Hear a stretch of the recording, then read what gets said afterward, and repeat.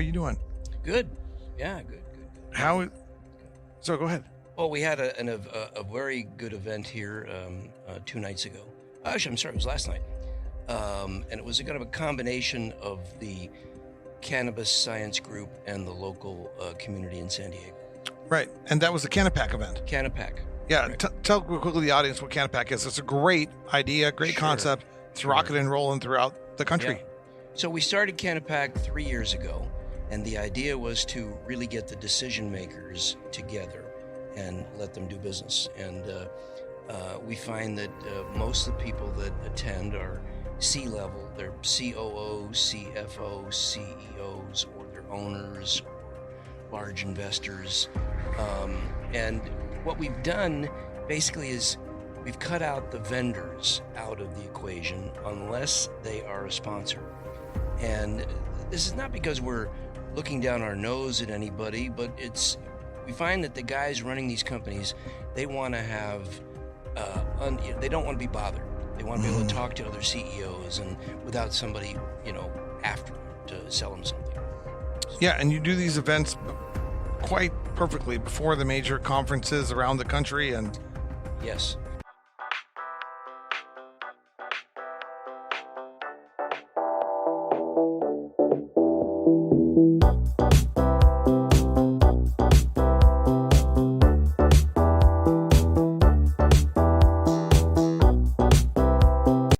We are back at the Emerald Conference. We're wrapping up day one. What day is it? Tuesday, Wednesday, Thursday?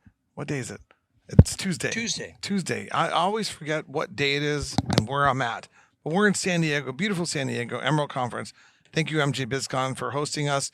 And we are meeting wonderful people, extremely intelligent people, having good, long conversations with them.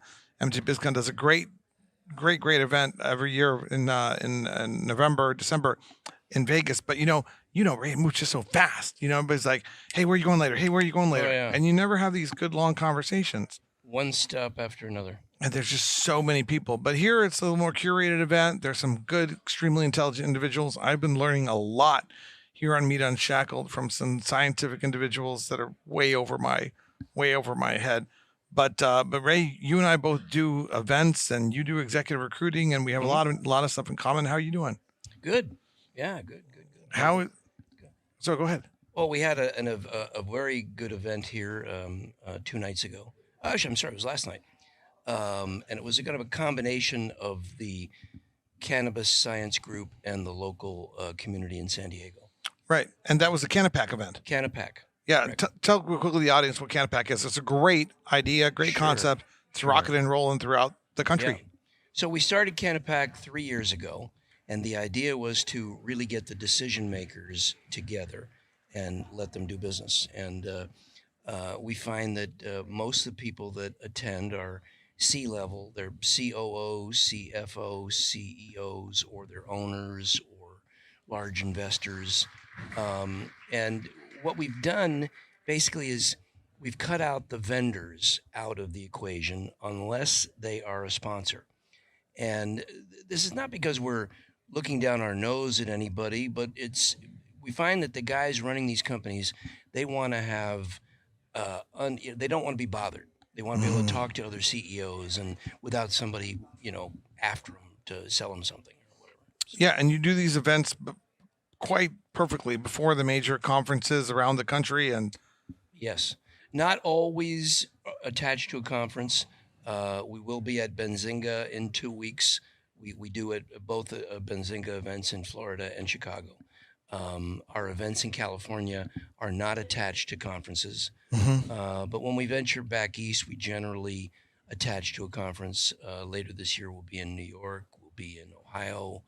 Of course, we do many events in Las Vegas, both for MJ Biz and for Cannabis Business Times. What do you do when in New York? In New York, are you CW? I haven't figured it out, but I think it'll be middle of June. The June CW event. Probably more with the Benzinga has an event in they New have Jersey. okay. Yeah, so we might do something around that. Oh yeah, I think the CW event will be pretty well attended. CWC. Yeah, there's a pretty big buzz around New York, and that's one of the events we're going to go to. The Flower Show is also going to happen in Massachusetts. Right. They have a pretty solid lock on the Massachusetts market, and I see it evolving as a regional show. I mean, it's wild out there because I mean, there's no borders between any of these states, and there's dispensaries everywhere. And So let me turn it to you. What's the difference in your mind between NECAN and the flower show? definitely more consumer. Well, I mean, NECAN's more like MJ Biz, more B2B, and Okay. the flower show I think is more like Hall of Flowers. Okay. You know, and Hall of Flower. There's like more of a. There's just it's a different vibe, and it's not like NECAN's more of a hodgepodge of all the different things that are in the cannabis industry. Okay. There's a little bit there for everyone. I think the model that they're using or a flower show is more of like a brands merging with dispensaries, sort of like what they're doing at Hall of Flowers. You see what I'm Okay. saying? Yep. So I think there's just a different model. They both have value. You know, I'm more of a NECAN guy, but I also love the brands. So I dig that, even though there's not necessarily a role for me in between brands and dispensaries. There's certainly a lot to learn, and there's a lot of people that love the plant, and it's just an exciting vibe and environment to be in. The NECAN is more MJ BizCon style, where there's just a hodgepodge. What do you think about? Is that fair? Yeah. Yeah. You know, speaking, but you mentioned Hall of Flowers. We just had Hall of Flowers in Ventura, and you know the California market is a little bit off right now. But I will tell you that they have found the perfect location Yeah. in Ventura. It was absolutely the perfect spot. Was it good? I'm sad that I missed it. Yeah, that will be a when the market rebounds, that's going to be a bomb of a show. I was in Cannabis ICBC, and I planned that trip in October Yep. before they even announced the Hall of Flowers Ventura one, which I would have loved to go to. But they do a solid job, and what they do is, you know, it's not for everyone, but it certainly is. If you're a brand or a flower brand or a mint brand, and you're looking to connect with rank and file from the dispensaries, yeah, the dispensaries might send a manager or an owner or C-suite, but those are your buyers, you know, and Yep. and they give out an amazing array of samples Oh, on yeah. day one. So every dispensary that I know who goes ends up. And put it this way, I was in Malibu for a weekend last weekend, and I visited a friend who went, who's a dispensary owner in the desert out here, and he showed me, look what I got at Hall of Flowers, and he had 4 big bags. He had them all sorted out Jeez. of samples of products, and he's like, problem is there's too much. He's like, they did a really good job, and they gave me samples and I can choose and stuff. And I went, and my people went, and it's an important conference, but there's just too much for me to sample. Yeah. So, Yeah. you have to sort Oh, that through. we need more dispensaries. That's the answer to that. Yeah. So, let's see. We're both going to Benzinga next week, and you're going Right. to do a Canna Pack there. And you got any plans for Vegas yet? For sure. Or MJ BizCon? We'll go to first in August. We'll go to the Cannabis Business Times conference. I think they call that Cannabis Conference. Oh, yeah. 2024, and we'll do an event there, and then of course MJ Biz. We're going to have a couple of events, and we'll be doing a CEO only event in partnership with MJ Biz. Yeah, that's fantastic. That will be a fantastic event. Can people sign up for your list? How do people find out? It's probably best for them to get in touch with me. I'm on LinkedIn. I'm RW Navis, Navis. Pretty curated list. RW. Yeah. I like it. And one of the reasons you can curate a list like that is because you have the contacts from your executive recruiting Exactly. business. Yes, I have connections really in all across the United States, Canada, and Europe in cannabis. So And I remember when we first met in 2016 or 17, and you explained to me the difference between executive, because I didn't know. I've never used or been executive recruited, but you explained to me the difference between executive recruiting and staffing, And right? it is an art, and you are the boutique or boutique. Yeah, boutique. Boutique or boutique? Yeah. Well, it depends. Depends if you're in France. Yeah. The boutique executive recruiter in the cannabis space. I don't know of another boutique executive recruiter, but tell us why it's different and how it works. Yeah, well, in general, staffing companies which handle the lower level hourly positions, some of them in cannabis also offer executive recruiting, but they approach it the same way that they do staffing. And that is primarily they run ads online, they have job boards, and they wait for candidates to come to them. Whereas a real headhunter goes and recruits somebody from your competitor who's already doing it and has a following and has a Rolodex, and that's who you want. That if you're going to win in business, that's who you want. Whereas staffing companies rely mostly on applications coming in online, and it's always been my theory that while yes, you can get some good people online, most people applying online are either unemployed or soon to be unemployed. And so, many key positions in your company, that's not who you want.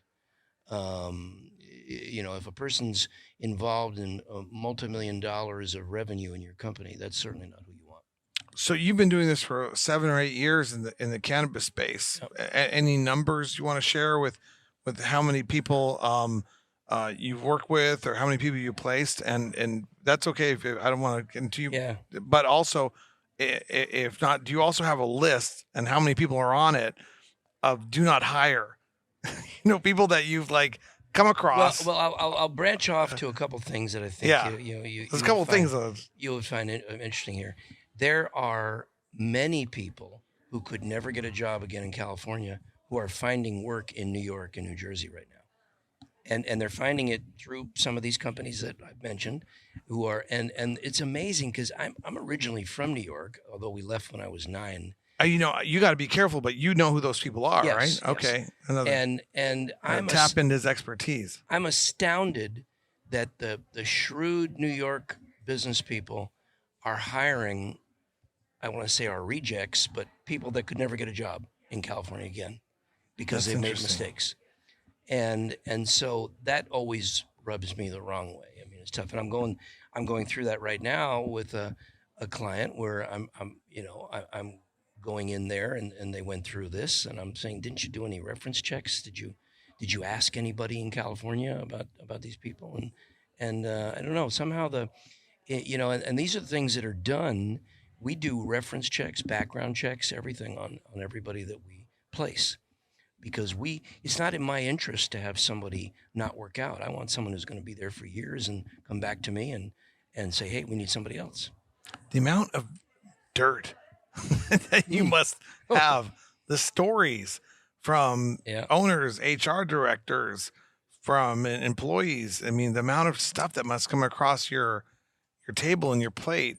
I mean, cannabis has been an unbelievable storm which creates turnover because first of all, you have a lot of people that are new to running businesses. Yeah. Many of them are maybe successful real estate developers and suddenly they're going to run a cannabis lawyers, brand, yeah, what have you. So they're not used to really running a company. They're used to maybe building up something and spinning it off. And then people that have decided to go work in cannabis are a little bit more risk takers, right? Because they've thrown caution to the wind. They're going to go into this thing that's not federally legal yet, and they're going to go ahead and do it. So, when problems happen, those people are a little quicker to exit as opposed to the traditional business world where they might stick it out. So you combine all that, and then many companies have not been properly financed. But they don't tell you that, and the employees find out when they get in a year or a year and a half or something. So it's perfect storm. I find a lot of people that also were successful in other industries migrate into this industry as well. Somebody who might have been a head salesperson at say Geico, wants to come into cannabis because things didn't quite work out in insurance and Geico. Yep. And I find a lot of that. I'll tell you, you can really see it pretty closely. I'm thinking of a couple of companies out in your way, out in Arizona, where you can see it that the guy's a winner at the top of the ticket, and he's going to win. He's going to do well. It's really pretty self-evident. And I think that even California, there are people that are doing extremely well in California, and they are just very good business people, and they know what they're doing. So major companies, I mean, that's really silly that a new companies in New York or New Jersey, whatever, wouldn't reach out to somebody like yourself who has 7, 8 years of experience with a lot of these cats that are migrating around the different parts of Colorado, California, Nevada, Oregon, Washington, and jumping from company to company because they don't exactly know what they're doing. And you have that level of expertise, that's a tremendous asset. So I would think that if you're out there in one of these new markets, one of the first things they should do is talk to you about who might be on the bench.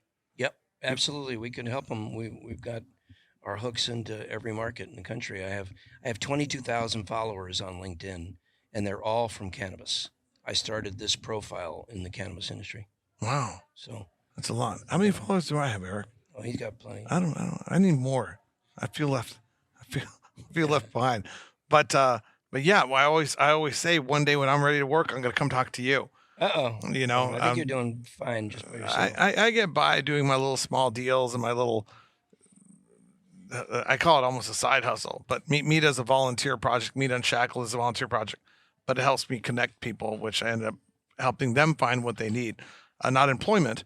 Although I do guide people, but not for pay. I just send them to different places. Hey, they're hiring over there. I've probably done that maybe 100, 200 times over the last 10 years, just say, this new person wants a market leader in Nevada. You should talk to him. I should have probably come work for you. Well, anytime. Gonna monetize that. Dimitri has a rare gift. You are friendly and likable, and people are always, happy to see you. I appreciate that. And you've been going. It's been 8 years since I've been in this, and you've been in it just as long, if not longer. Yeah, to 2012. And fortunately for me, some, now I'm honest about this. Even though I hate limited licensing and licensing caps, it's the fastest way to make money in this industry is to turn and flip these licenses for their perceived value. And when you get in the middle of those deals as a consultant, it's good. So if anybody's buying or selling out there, call me. That's what I do. But I've also realized that it's the devil that keeps people's dreams and hopes down because you deal with both owners and you deal with employees. You deal with everyone. Yep. And I've realized in my old age or whatever that the licensing caps are what kind of keeps the dreams and the hopes and the aspirations of those who acquire knowledge within these enterprises from being actualized. And that's not a good thing. And I don't like it. So that's my shtick nowadays. Yeah. I should tell you about a couple new things that I'm doing. Yes. We got time. Let's hear about that. And so, look, artificial intelligence is coming, right? So you've got to think ahead and be a little bit ahead of the curve. I have been thinking about this for 3 years, and I've noticed a lot of companies, when they have a hiring surge, they decide to hire a talent acquisition manager or an in-house recruiter. Okay. And, the problem with that is that in-house recruiter is not as good as we are in what we do. So I came up with a plan where our team can take over that role for a company when they're busy and they're hiring a lot of people. Mm-hmm. And we become your in-house recruiter, your fractional talent acquisition manager. And it's a monthly plan that you can turn on and turn off as needed. You have us as a consultant, 1099, and not a full-time employee. And you get the expertise of a lifelong top executive recruiter versus, an in-house recruiter who's not going to be at that level.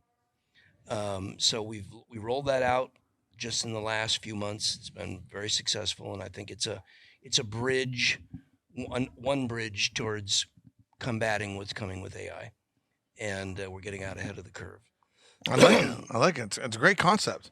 Yep. It's a great concept. And then the other one is we have a partnership where we can solve all of your back office accounting through a combination of onshore and offshore resources. And so your accounts payable, accounts receivable, we'll solve that at half the labor cost. Okay. 50%. And along with it, you get 24-hour current real-time data, which almost nobody has in cannabis. Well, God knows accounts receivable and accounts payable is a big issue in this. Yes, in this space. no matter where you are in the country, for 60, 70,000 a year, maybe it's different if you're in a smaller state or inland somewhere, but that's what you're going to pay for an accounts payable clerk, and probably not going to get the best of the best for that. And we can get you the best of the best. Well, that's great. I mean, certainly with all your expertise, your years in cannabis, and the number of people that you've met, and the number of people that you've helped interact with, placed, you place people, or you've helped be placed.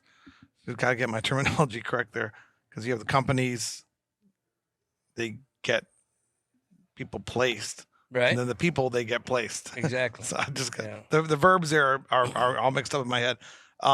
But you're the right guy with all that information, all that knowledge. I mean, why nobody would check with you first? Have you heard of this guy who's coming out of this enterprise, Southern California? I mean, but that comes for free if you're part of the package. If you're using you for executive recruiting on one side or the other, that knowledge comes for free. It's not really free, but it's a small fee. Yeah.